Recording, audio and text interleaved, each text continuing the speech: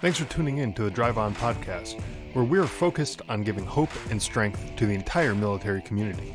Whether you're a veteran, active duty, guard, reserve, or a family member, this podcast will share inspirational stories and resources that are useful to you.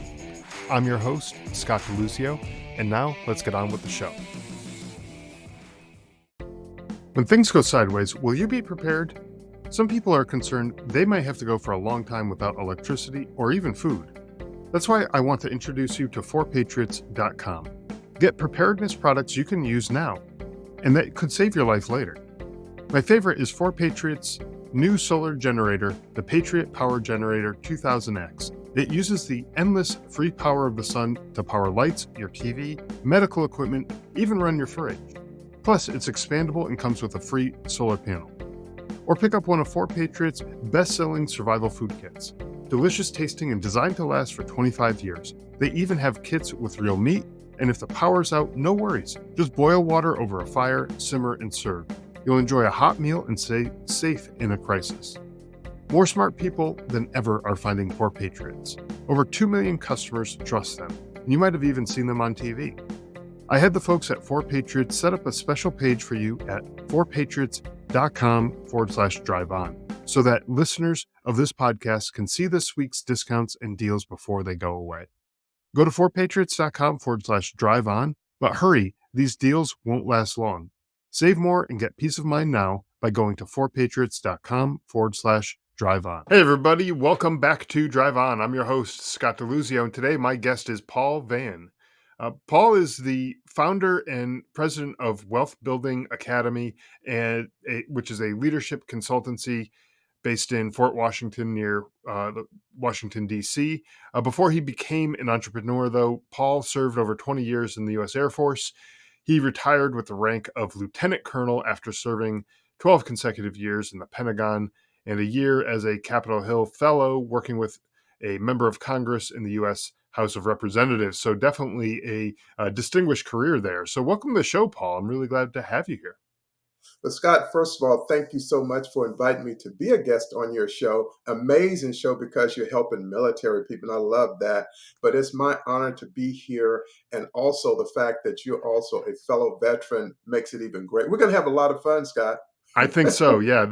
I just through talking with you, we met a few weeks ago. Obviously, we talked for a little bit, and just kind of hearing a little bit of your story back then, kind of just made me think this is going to be a great episode. We're gonna have that just that good connection, I think, and we'll be able to share quite a bit about your background and what it is that you're doing now to help out folks. Through your stuff, but we'll get into that in just a bit. So, I mentioned earlier, you served 20 years in the Air Force. Can you tell us a little bit about that? What inspired you to join the military? How did those experiences, kind of shape what you're doing now? Well, Scott, great question. And when it comes to me joining the military, it didn't start out too good for me, Scott. Here's what we have. When I was growing up, my parents had a black and white TV. And in the evening, the great Walter Cronkite would come on and he would be talking about the Vietnam veterans casualties. And I told my parents, I'll never serve in the military. Never did I know that I would serve 20 years. But what really changed my mind, I was a first generation high school graduate, first generation college graduate, and 2 years into college, I decided I would go into the ROTC program, 2-year program at North Carolina State University. And I went to basic training for 6 weeks in Dover, Delaware, close to the beach, Scott. What happened, I got up there, I did not know whether I would join ROTC when I returned. I had never flown on a plane before. And 3 weeks into the training, after getting up at 5 in the morning to reveille, inspections every morning, doing a 1.5 mile run, exercise, and then marching to breakfast. Third week into the program, we flew on the flight C-5, the largest aircraft in the world, the length of a football field. We flew over Bermuda, which made me a little bit nervous.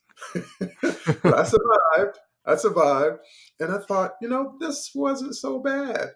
And 2 weeks later, the entire training camp was flown to Columbus, Mississippi, and we had what's called flight orientation, which meant we put on the uniform of a pilot in a two-seat aircraft, and we flew up to 10,000 feet. And then all of a sudden, the pilot said, "Take the stick of this jet." So I took the Wow. stick and I flew a little while. And then he started doing maneuvers, upside down wheelbarrows. And he asked me, he said, "Paul, are you okay?" I said, "I think so, but I just can't breathe that good right now." I was nervous. Well, we landed, everything worked out great. We went back, finished off the encampment. I went back to ROTC, and I just decided my buddy, Gary Hamby, is a fellow I met at basic training. He raised his hand, I raised mine. And so I went through the 2-year program. Fast forward, I graduated, received my business degree from Shaw University, and then a distinguished graduate of ROTC at North Carolina State University.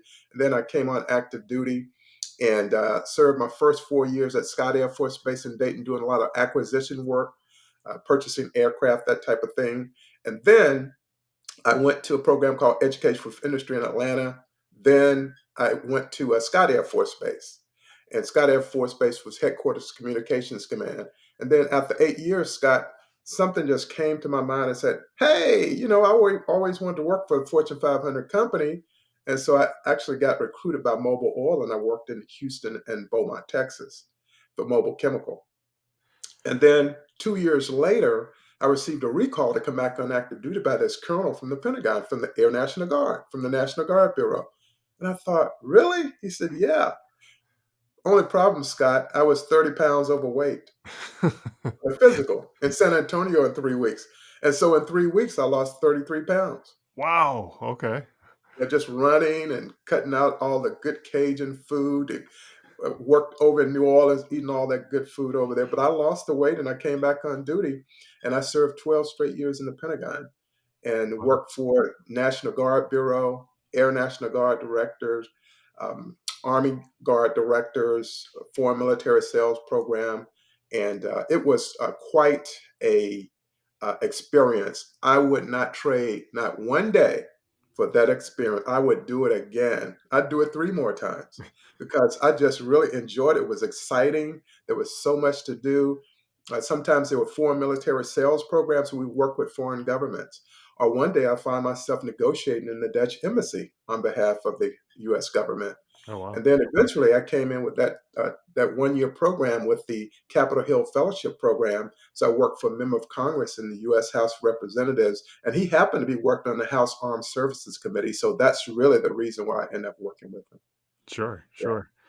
Well, I mean, that sounds like a pretty interesting career, especially, um, getting out, dipping your toe Yeah. into the corporate world. And then, um, like many of us do, we don't keep up with the PT and the strict diets and all the things that we're supposed to do while we're serving, right? We don't necessarily keep up with that Sure. 100%. I mean, some people do, but not everybody. And Mhm. yeah, we track a bit, and you get that Mhm. recall notice, and you realize Oh, yeah. you gotta do something quick I to did it fix that. too. Yeah, and you did, though, and that's the incredible part, is you only had a few weeks to drop Yeah. that weight. And I don't think if I just stopped eating for 3 weeks altogether, I would lose that much weight that quickly. I don't know, maybe I would, but it just seemed like a Uh, huge task. But you were up to the challenge, so mhm. so that's awesome. Um, so you're also involved in the family readiness program as well, through the National Guard. Is that correct? That's correct. Yeah. After I retired, I was offered the opportunity to come on as a contractor because I have a financial background. So I know how to move the money around. With the Air Guard, we had maybe 105 different units spread throughout the US. Hmm. So they knew by bringing me on Family Readiness, I can also do the budget piece for the Army Guard as well, which I had worked closely with the Army Guard anyway. Hmm. And what happened, I decided to go into the Family Readiness. And here's the irony of it. I'm one of 10 children, so I'm used to family, right? 5 boys and 5 girls. So it was fitting for me to be working with Family Readiness. Sure, And sure. what was great about it, Scott, is that it really gave me that hands-on opportunity to work with families and make a difference. We at the time I was working with them was Desert Shield, Desert Storm. After that, and so there were a lot of deployments taking place. So it really helped that I worked with those families at that time because actually that's part of what I did when I was on active duty. Before that, doing the legislative work, Oh. especially working with the House and Senate Armed Services Committees. Yeah. Now, could you tell us for the listeners maybe who aren't familiar with what the Family Readiness Program is all about? Could you tell us what the program's all about? Any specific support or things like that that it provides to military families? Sure. And in fact, it's one thing that I was not aware of even when I was on active duty. It really kind of came about probably over the last couple of decades, if you will, for the Guard. I know the active duty have it, but what they provide is connection with, let's use it, the Guardsmen as an example and their families. It guides them from the first day they're on duty throughout their career. And we know everyone is not Title 10, which is full time active duty, versus a Title 5. It's Mhm. different. And what happens is they provide different services, health and wellness, financial, with housing, education, spouse education, child care, all types of things. Sure. Even a person gets hurt with TRICARE and the children. So they provide all kinds of services, and for the Guard Reserves, they are part of intricate part of the community because everything is local. They Hmm. drill once a month, and the Guard and Reserve, and as a result, they ended up needing services. So when they meet on those weekends, these are the issues that they talk about, but it makes a big difference. And the source for them to get this information for military people, not only veterans, but active duty and the Guard and Reserve, is to go to Military One Source. So it's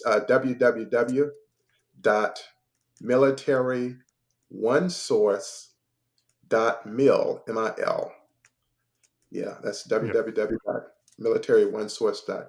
And people say, okay, so how do I find the Guard and Reserve? They have a little box in there to ask, what are you trying to find? And what you do is you type in the words National Guard Family Programs, and it will pull up the National Guard piece. And then you can find out the different locations by state. Okay. And for, let's say, for the state of Arizona or the state of North Carolina, where I'm from, I would type in North Carolina, it would show me my unit, the 145th Airlift Wing out of Charlotte, North Carolina. So it would show everything. And I used to work in Arizona in Tucson with the 167th. Okay. And so I looked up theirs today just to make sure they're still there. They're still there. And a lot of my good friends, and I looked that up.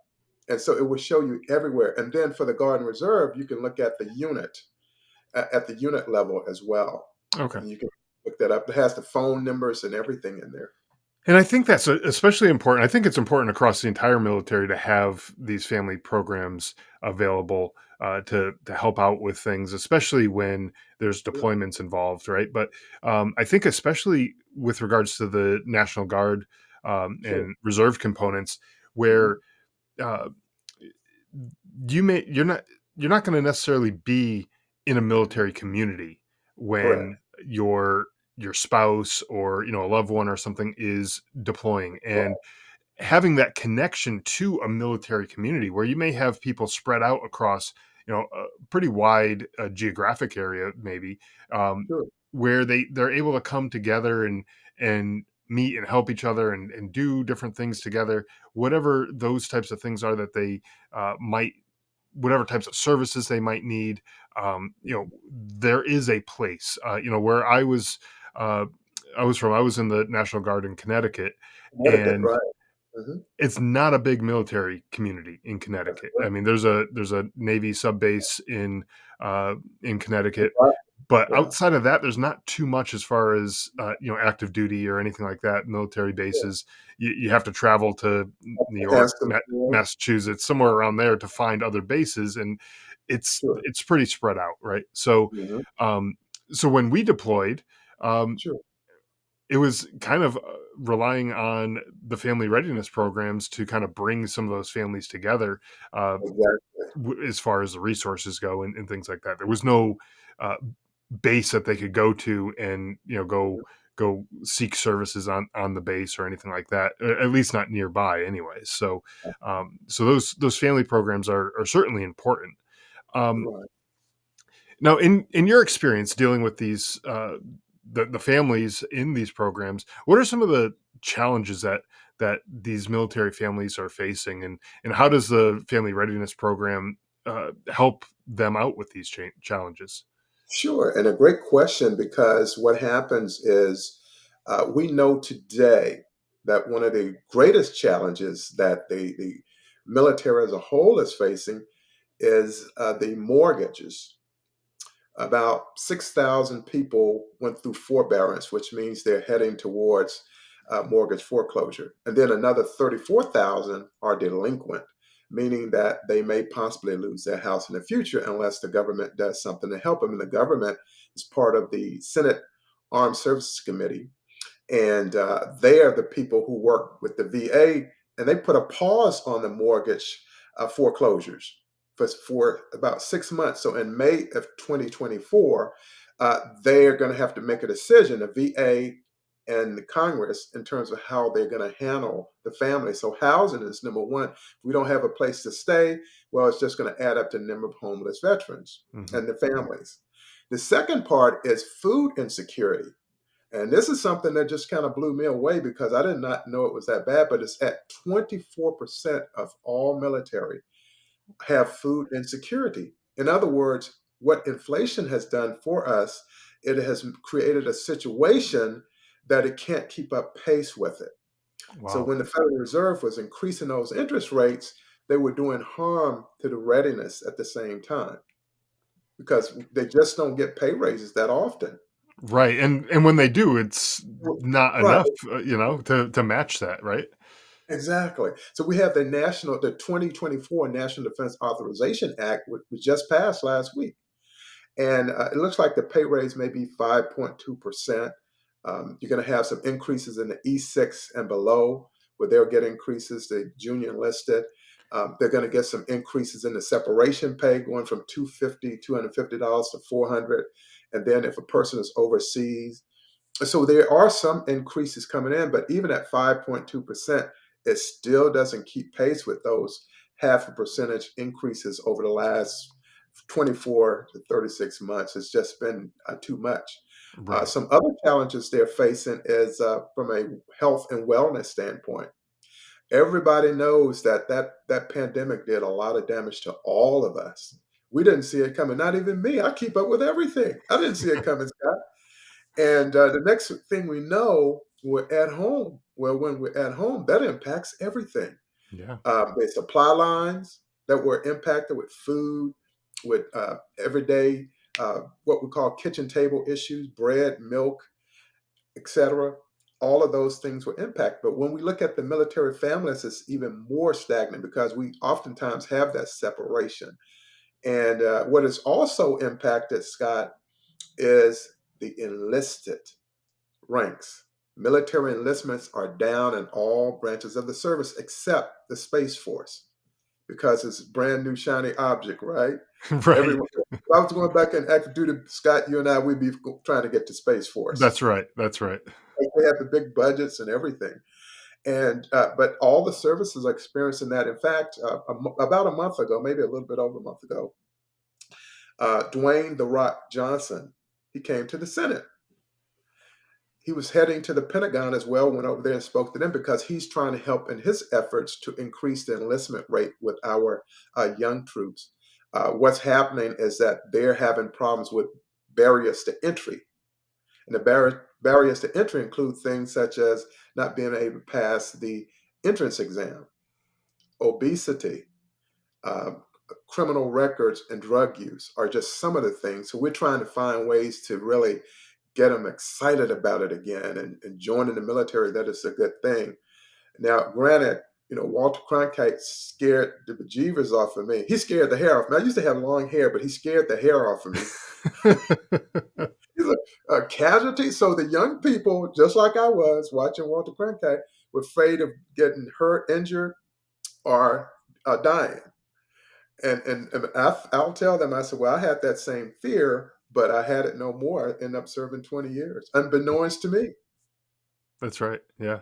And Yeah, that is a fear. That yeah, anyone who's enlisting or going into the to become an officer of any sort, they that's something that you have to realistically consider. It's like, am I that's for willing to do sure. this? And that's a Absolutely. big ask to ask It someone to is. do, right? But then you also have to think like, what is it that I'm actually doing? I'm serving something that's way bigger than myself, Exactly. and it's is this something that I'm willing to fight and die for?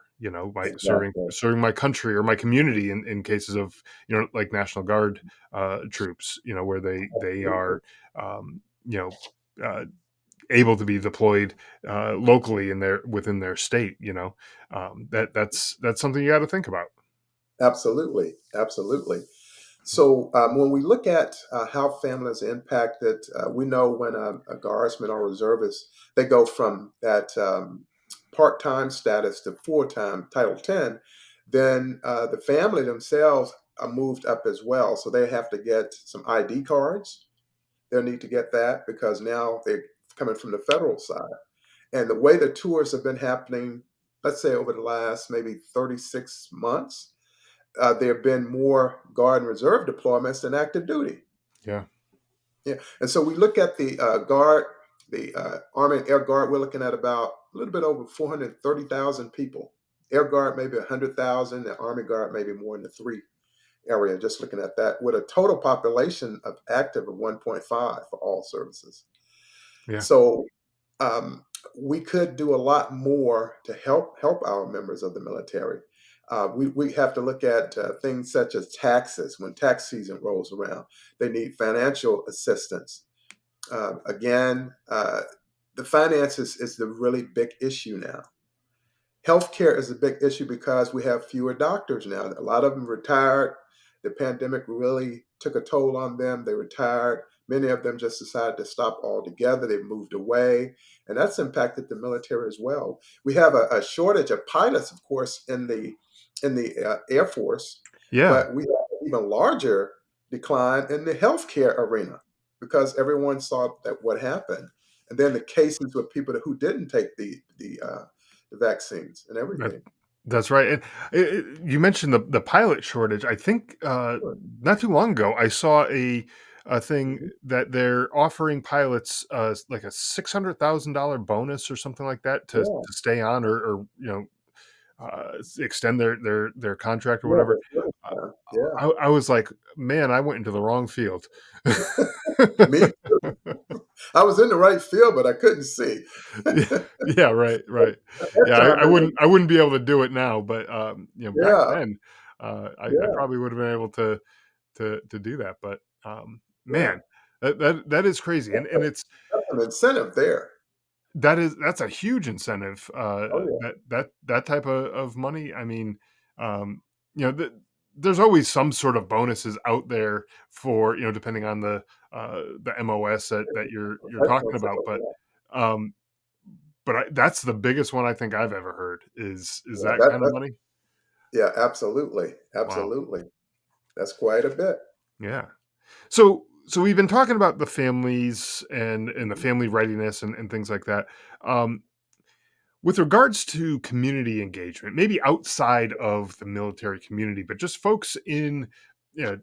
towns or cities and things like that, just folks being aware of what military families are in need of. Um, Sure. you did recently a speaking tour Yeah, in support of the National yeah, Military Family Association. Um, right. how did that speaking tour impact uh, those places that you visited, and as far as raising awareness, and what types of stuff did you talk about with those communities? Sure. And thank you for asking that, Scott. The National Military Family Association has been around for about 50 years and it's a nonprofit organization. And I'll give you their website. It's www.militaryfamily.org because they're, of course, a nonprofit.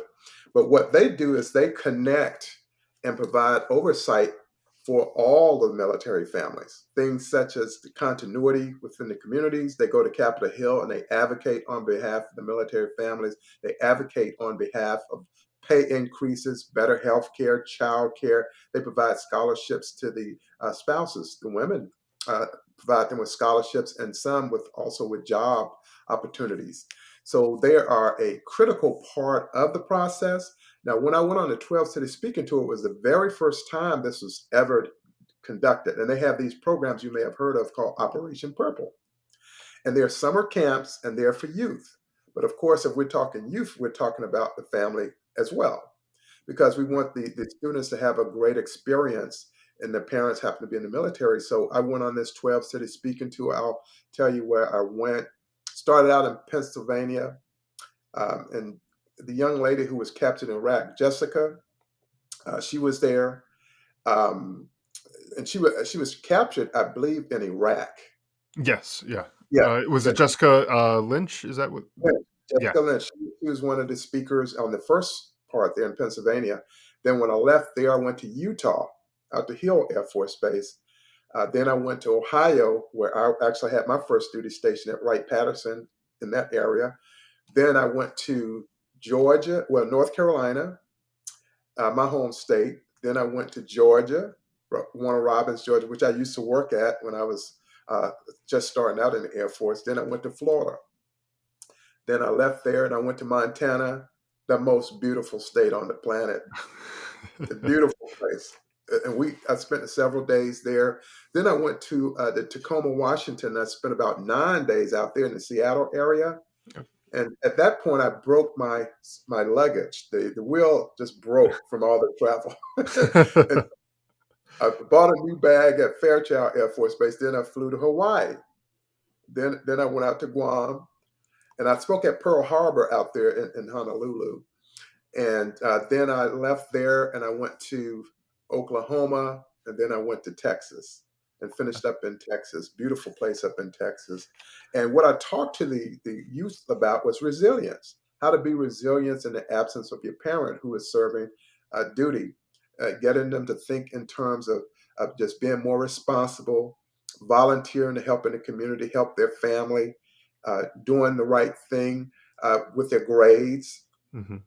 some who are old enough to get jobs, applying for college, and just being a asset to the family more than anything else. So I gave them that resilience piece, and this is actually a book that I created for them.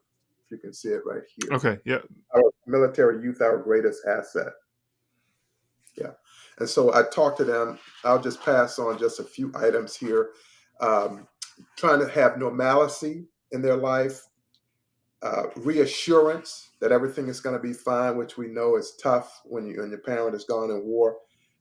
Have humor in their life, find creative outlets and communication, being able to communicate, and then have courage, be outstanding at whatever they do, excellence, perseverance.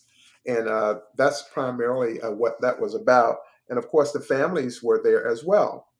And these camps are still going on to this day. There are not as many of them, but they're still taking place. But overall, what we're doing is just giving the young children an opportunity to get some of that pressure out of their lives. And then, of course, when the service member comes back, in some cases, both the mother and the father that were deployed. Yeah, And so right. coming back, you have to reintegrate the parents into that family, one Yeah. or the other, or both. And so that's also a piece of it. Yeah, I know when I deployed, coming back home, uh, we had my wife had just given birth to our first son, Uh-huh. probably a month or so before, a month and a half, 2 months before I deployed, Sure. and so I came home, and Mhm. the whole family dynamic had changed because now we Oh, have yeah, this new little baby who's living in our house, and exactly, where do I fit in now? And trying to figure exactly. that out, that was Yes. not an easy thing to figure out, but I mean, my wife was great, Uh-huh. not throwing me in the deep end, with Sure. everything, parenting duties and all that kind of stuff. But Uh-huh.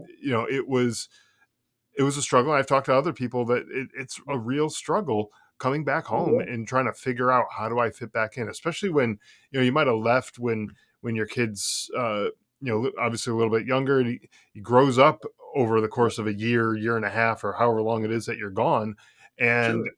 their personalities change. Mhm. How do you get back into their lives, and how do you figure out your place, your role in the family again? And Mhm. that's a difficult thing. And so, yeah, having Oh, those yeah. conversations, I think, is definitely Mhm. a necessary thing to do, right? Oh, for sure. And again, that's where the military one source can come in because they do offer free counseling.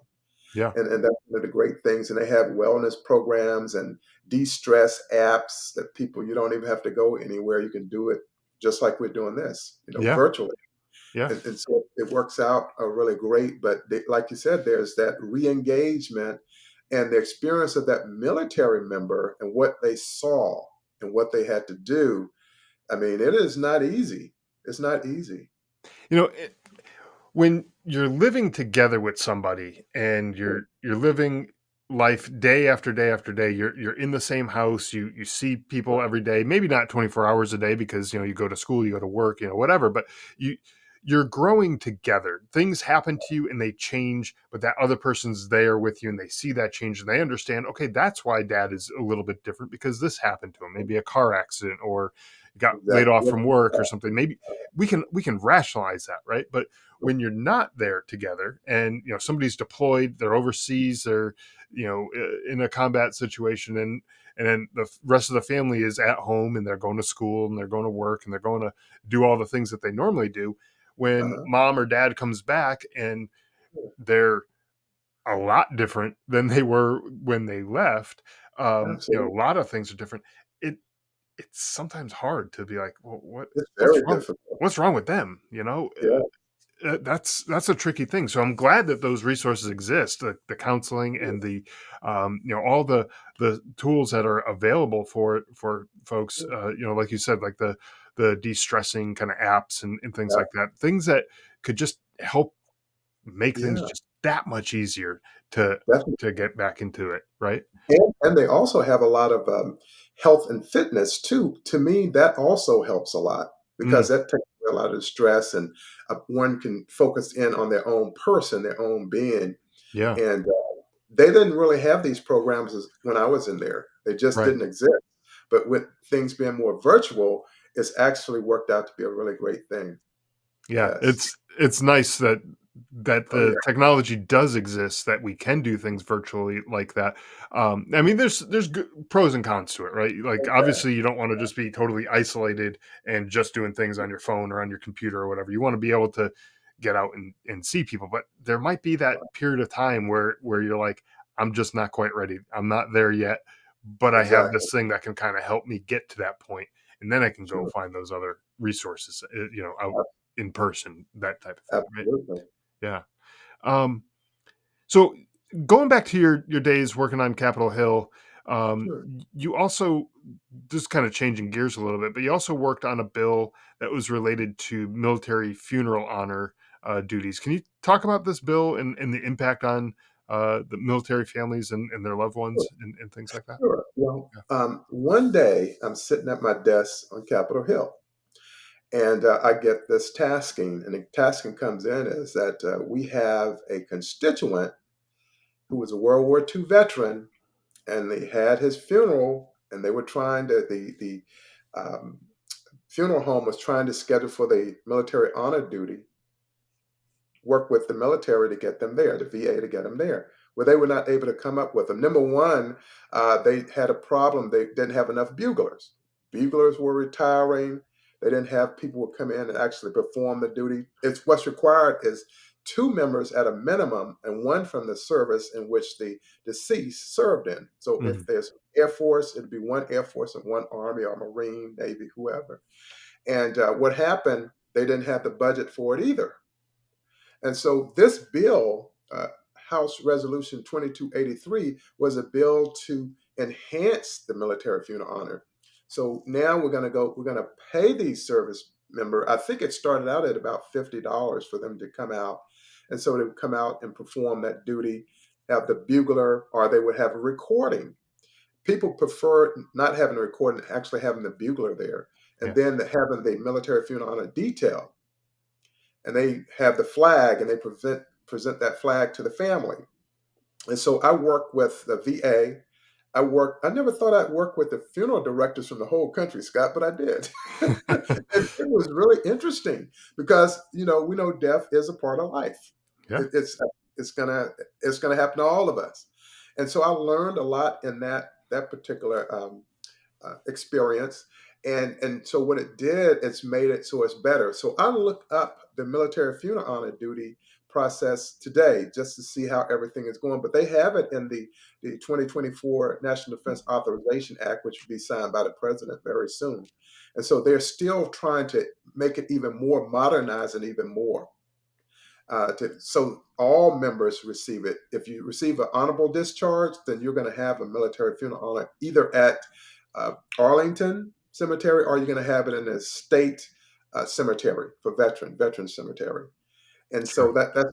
that's really how it worked. But to me, the military funeral honor detail, going back to the story that, remember, you can only do it right one time.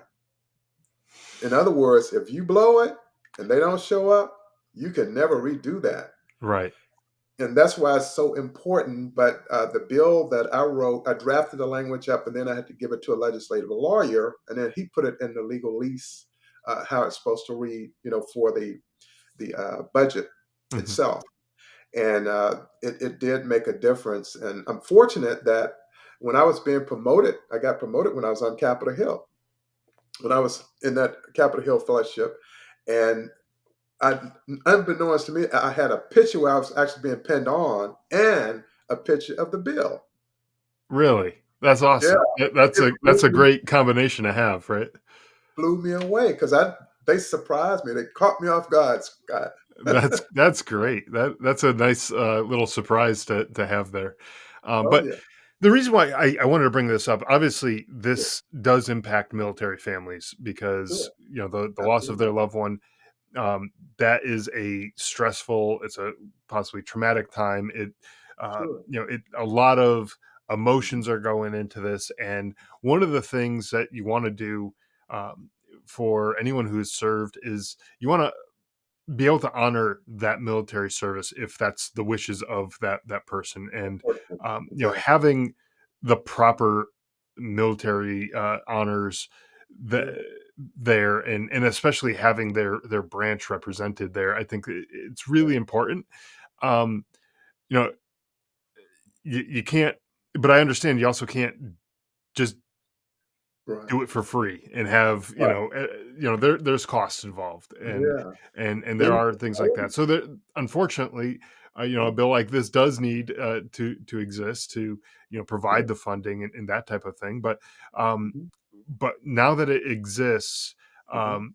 I've been to several military funerals, um Sure. and everyone that I've been to, Mhm. there's, and I'm not sure when this bill passed, but Yeah, this one, it was in 1999. okay. But So there have been so some that have come after that, of course. Yeah. sure. So maybe they improved upon it, Mhm. since then. But Yeah. every single one that I've been to, there's been a live bugler there. Yep. The 21 gun salute. They had the Yes. flag, the whole nine yards. What you would imagine a military funeral to be like, all the bells and whistles. It was there for every single one of them. And so from a Gold Star family member. I lost my Right. brother in Afghanistan, and so that was Mhm. one of the funerals that I'm referring to. I And want my to thank you condolences for out doing to all you that. and your mother and your family, because Yeah, I know that's not easy, Scott. sure, yeah, It's not easy. yeah, and right. It's not easy for anyone, but I think having um, that respect, that honor, Mhm. bestowed upon him was. Uh, I don't want to say it made it easy. Obviously, it was still a hard time, but it was good knowing that there were people there who, quite frankly, who gave a damn. And Right. Who cared? yeah, exactly. You know, Yeah. so Yeah. and they were willing to come out, Mhm. and do the proper honors. Right. And he deserved it. and their Sure. family deserved to have that honor bestowed upon him. Yeah. Because to say if they did not provide it that way, it would have been not a good situation. And that's really the reason why I ended up writing that bill to help that process along. For example, the member I worked for, they were in the minority in terms of the House was concerned.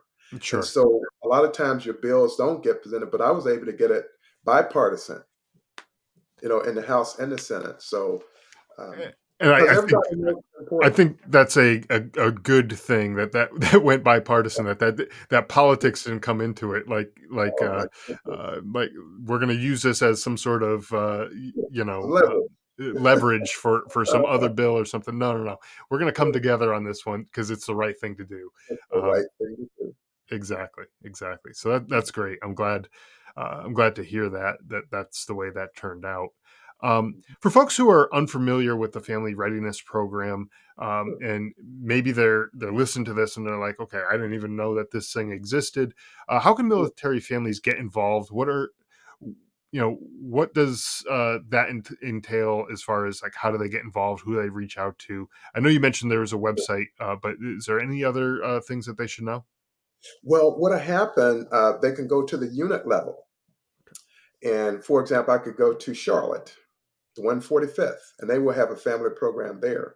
Okay. And they will have the opportunity, even now, I can go in if I wanted to and volunteer with them. And they might have a food pantry, as an example. Or they could have a PTA. I was the PTA president for 2 years, Scott. I didn't know I was that brave. But right there at Joint Base Andrews, and I was elected the first PTA president for a brand new school where my two kids attended school. I did it for 2 years. First year we raised 25,000. The second year we raised 25,000, Wow. and a lot of it because there were competitions for if we sold cookie dough. Cookie dough is a big thing. We sold $13,000 worth of cookie dough because the units on the base, Guard and Reserve and Active, were competing to see who could purchase the most. I loved it. That's great. That's great. Well, it's raising money for a good cause, and A good put a little competition in there, especially amongst military units. Exactly. You're gonna see those numbers tick up real high. Sure. But going back to what you were saying, if we look at some of the units, they're a little bit further out, they're away from the active duty, then there's a community right there. And it's a guard or reserve community. And so they go to the family readiness at that unit level, and they can also go at the state level because everything kind of trickles up or down. Mhm. And they can go and volunteer, or someone can help them with housing, 'cause a lot of people having that food insecurity, health care, and then the health and wellness aspect. That's probably bigger than anything right now because again, the pandemic was just overwhelming. It really was. It really Y- was. Yeah, I mean, overwhelming for everybody, but Sure. just trying to navigate life after all of Right. that craziness. Without Exactly. some support, sometimes it might be too difficult for some people, right? Exactly. Yeah. Exactly. But I think of most all the branches of service, though, the Guard and Reserve probably fared better because they're used to that. Yeah, They're more used to not having as much as the active duty. that's And right. so, in my opinion, their coping skills will be stronger because they had less to lean on or less resources, fewer least resources. And I know through doing the budget, I know they had fewer resources. Sure. Yeah, because I was made a comparison with gene cells, Levi's gene. Okay. They sold 5 billion a year. The Air National Guard's budget was 5 billion. Oh, wow. Wow. Yeah, That's an yeah, interesting comparison. yeah. I was sitting there looking at it like genes, readiness, genes, military readiness. It S just didn't add up. I'm like, so y you need more money in the budget. yeah, yeah. So Yeah, you do have a finance background then, yeah, looking at these yeah, numbers and making these kind of comparisons, right? yeah. But that is an interesting way to look at it. How much you spend on one thing versus another, and, um, you know, Yeah, those genes versus Yeah, family readiness. What really is more important? I mean, right. although I will say, depending on what year you're looking at those numbers for, Yeah, in probably when folks were uh, uh, dealing with the COVID situation, they're working from home. right. They probably It was weren't buying all the dress clothes as much. They might have been in their jeans or maybe even sweatpants or whatever. Whatever you can't see on the camera. yeah, and what I was just sharing is that was the Air National Guard's total budget Yeah, yeah. for family readiness, and I looked at it and I was like, something is not adding up. No, It's no. And so you're talking total budget for total uh, budget for the Air Guard. Yeah, the whole air guard. That that's is incredible.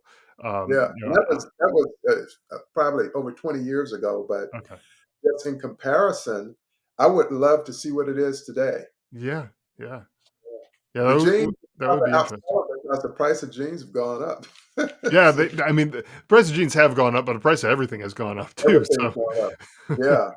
So I would say when we look at working in the community, there's never enough volunteers, sure. but volunteers make the big positive difference.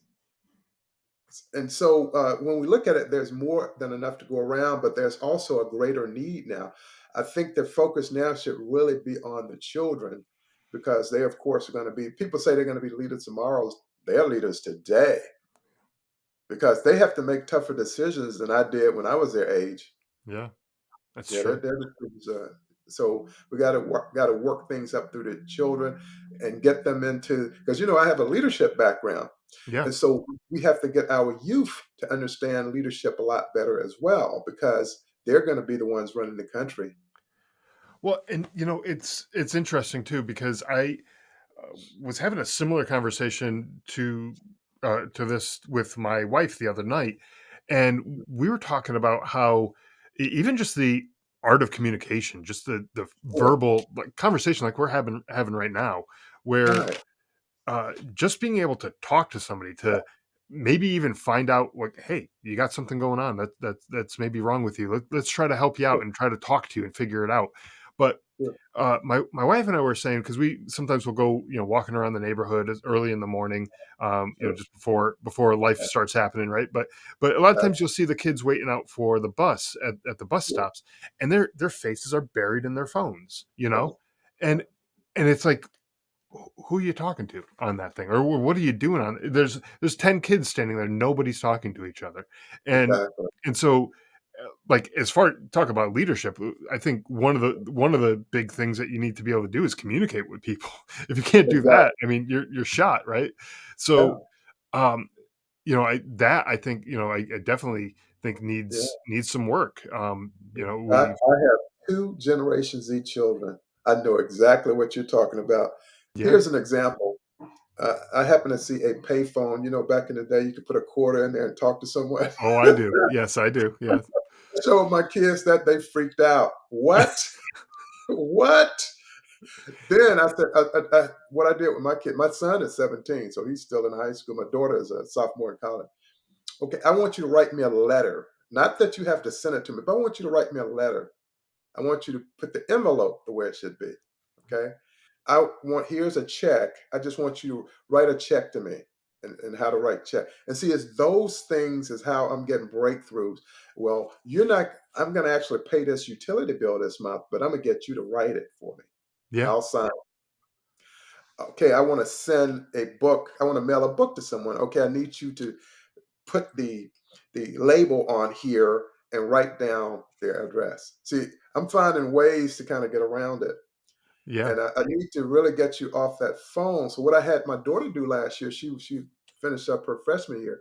Each day I would give her a different tasking to write down. And I did that because I want to get her into the habit of writing. Yeah. And it works. And I have the notebook. And I told her, I said, what we're going to do with this note, we can write a book. You've basically written a book. Right. Right. Yeah. It's The other day I actually was working with my kids. I got them maps yes. of our town, and I said, okay, here's 3 points that I want you to find on the map, and then I True. want you to highlight on the map like what is the route that you would take to get from point A to point B to point Uh, C and then back to point A. Um, And it was actually interesting because they were all able to find the points, and there were points that they were familiar with anyway, so it wasn't Uh, like too difficult for them to do. But yeah, they all came up with different routes, going through yeah, the different streets and things like that. uh, And some were more just keep going on the straight line until you hit this road or whatever, and others kind of looped around and uh, squiggled through. But it was that's actually pretty a good way interesting, to and do they it. enjoyed it too. Yeah, that's a good way to do it. But Yeah, but I'm like you. It's got to be communication because unless you dial a number to talk to someone, you will not be communicating. right. And but with a human being, you have to communicate. Or I would say, okay, when we sit down with my parents, 10 kids, we rotated whenever we ate. And so we communicated. That was our parents' way of communicating with us. So I Sure. said, okay, I want to do the same thing. Interesting. Okay. One of my children, she'll talk, and we talk regularly, but one, he won't talk. And again, he talked to the phone, but he won't talk to a human. And I Right. said, well, a phone can't hire you for a job. I mean, you could talk to someone about a job, but that phone, you have to communicate with people, a supervisor, the leader of the company. You have to communicate with people. Sure. Yeah. Yeah. Absolutely. Yeah. Communication No way is key. around it. And Yeah, and not just relying on the text messaging or the right. social media or anything like that. It, Sure. it's the conversation that we're having right now, just getting a point across. And maybe Right. maybe you say something that I don't agree with, and Right. I can tell you, hey, maybe Yeah. here's my point of view, and we can talk and we can go back and forth, Right. and it's just a Right. way of communicating. And as far Sure. as leadership goes, what Right. you're talking, bringing it back to that, it's important, especially when there are disagreements, to be able Yes. to communicate those and do that effectively. When things go sideways, will you be prepared? Some people are concerned they might have to go for a long time without electricity or even food. That's why I want to introduce you to 4patriots.com. Get preparedness products you can use now and that could save your life later. My favorite is 4Patriots' new solar generator, the Patriot Power Generator 2000X. It uses the endless free power of the sun to power lights, your TV, medical equipment, even run your fridge. Plus, it's expandable and comes with a free solar panel. Or pick up one of 4Patriots' best-selling survival food kits. Delicious tasting and designed to last for 25 years. They even have kits with real meat, and if the power's out, no worries. Just boil water over a fire, simmer, and serve. You'll enjoy a hot meal and stay safe in a crisis. More smart people than ever are finding 4Patriots. Over 2 million customers trust them, and you might have even seen them on TV. I had the folks at 4Patriots set up a special page for you at 4patriots.com/drive on so that listeners of this podcast can see this week's discounts and deals before they go away. Go to 4patriots.com/drive on, but hurry, these deals won't last long. Save more and get peace of mind now by going to 4patriots.com/drive on. So, Yeah. um, so you mentioned, sending out books and leadership stuff that you do. Tell us about the books that you have and workshops that you offer and the things that you do Sure. that people can get in touch with you and find out Okay. more about them. Fantastic. And I know people who are listening, they can't see the book, but this is what it looks like here. I just published it. It came out in October, Okay, and actually went to mass market in November. Leadership is Influence. And I have here a three-pronged approach. So if young people want to know how to become a leader, this is how they can learn right here. excellent. And then I've written three books total. I hit that point in my life where I just needed this. I was walking at Joint Base Andrews, and the spirit came to me and said, "Write this book." I said, "Okay, I can do that." It's the toughest book I've ever written because I didn't never write anything on spiritual, but I'm a spiritual coach, um, and so I just help people through how they can find what they're about. And then this is the first book I wrote. This one talks a lot about what I did in the Pentagon and different things like that. Excellent. But people can actually get the book at www.leadershipisbook.com. Leadershipisinfluencebook.com. Okay. And of course, someone else had the URL, so I had to add book in order to get it close. I had the same problem with my book. I Yeah, someone had it, and the thing was, they weren't doing anything with it. Like, when you go to it, it was just like a GoDaddy landing page kinda thing. Like, there's exactly. no website to it. I was like, Uh-huh. "Let the damn thing go so I can use it. Come Exactly, on." exactly, exactly. And so, we go through that, and so, but a book is just really a brochure. It's kind That's of right. introduction. And so, what I do is provide leadership development programs. So, a person they want to learn about my program, they can go to www.paulvannspeaks.com. I was able to get that. They'll see all the leadership. I have about 8 modules in there, and they can see all what I offer. I offer a lot of it to small businesses, corporations, colleges, and university, and I can take people from A to Z in terms of how to help their talent management, how to coach people to success, open communication between a supervisor and the subordinate or the Excellent. Well, employee, and those type of things. And so, yeah, but if they go to www.leadershipisinfluencebook.com, they'll be able to find everything there. And that would definitely help them out. excellent. Yes. Yeah, and I'll have links to all of that in the show Yeah. notes for the Okay. listeners to check out those books and find out more about the type of stuff that you do. Um, Yeah. so before we wrap up this episode, um, I I'm always ready, like Scott. I always like doing some humor and adding some humor to the end of the episode. Um, Yes.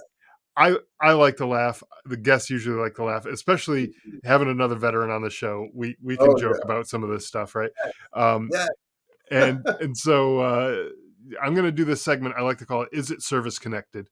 Um, Okay. and for the folks who aren't familiar with it, "Is it service connected?" It's kind of like America's Funniest Home Videos, Okay. military edition. We look at someone doing something stupid, a service member doing something stupid, and we try to predict whether or not whatever happened in the video would qualify for Sure. disability down the line. Is it Okay. service connected? That type of thing. Okay. So for the audio listeners, obviously you're not going to be able to watch this video. I'll try to Yeah. describe it, but your best bet is to go check out the episode on YouTube, Twitter, wherever this episode ends up. So check it out there, and that's going to be your best bet. So I'm going to get this video Okay. pulled up here All so we right. can all take a look at it. Okay. Pull it up here. So right now, for the listeners, what we're looking at is it says caption on the screen when you don't see your sergeant standing behind you, and right Ready. now looks like maybe a Marine Corps uniform standing in the Uh, corner there. Um, uh, and I'm just gonna have to hit play and see what happens here. Sure. Uh, Gotta Okay. imagine it's gonna be kind of embarrassing. Oh yeah, it's embarrassing. The guy walks Okay. out wearing a dress. He clearly lost a bet or something. Um, Uh-huh. and his sergeant's just standing there. Yeah, it was a Marine Corps uniform, and he's doing all these poses and he's acting. Uh-huh. And now he realizes it. He realizes Sarge is there, and yeah, man, he really wished he didn't lose that bet at that point. That's a good one. Um, That's a good one. that one, there's no disability for that, That does well. unless he's going you're old enough to remember this, the Corporal Oh, yeah. Klinger, Oh, yeah. unless he's going that Absolutely. route and he's trying to, Uh-huh. try to get out on that, although I don't know if that would work out these days, so, Well, I think Hot Lips Houlihan would have straightened him out. Now, Scott, I watch that show every week, right? yeah, I Man. actually it was on when I was a kid, Uh-huh. I would watch it, but, it Me didn't too. it didn't make a whole lot of Yeah. sense to me back then, but Uh-huh. since then, I've watched it on streaming on, Netflix or whatever, Right. I forget whatever it's on, but, Uh-huh. my god, is that a funny show, It and was. it is hilarious, and all Absolutely. the hijinks and everything that they get into, so, MASH for the younger Uh, listeners who have no who idea don't? what we're talking about, check that show out, um, Absolutely. that is I something that highly recommend it. yeah, yeah, And um, that's an interesting thing because when I was going through the summit recently, and I was going in high energy because that's who I am. And the lady asked me, she said, "I'm not. I don't. Are you sure you're in the military? Because military people don't laugh and they don't have humor." I said, this is what we do. Oh yeah, no, Yeah, there's humor. It's I think maybe a different kind of humor different than kind of what she humor, might have right? been expecting, right? Yeah, I told her, I said, "What you see on TV or in the movies," I said, "that's just acting." I said, "In the real life, we talk to each other, we communicate, we have fun. It's Yeah, family." yeah. Yeah, And we can make fun of the other branches too. And exactly, since there's no exactly. other Marine Corps veteran on the show right now, we can totally make Right, fun of the Marine guy who absolutely. was dancing around in a dress, right? Exactly. Absolutely. Absolutely.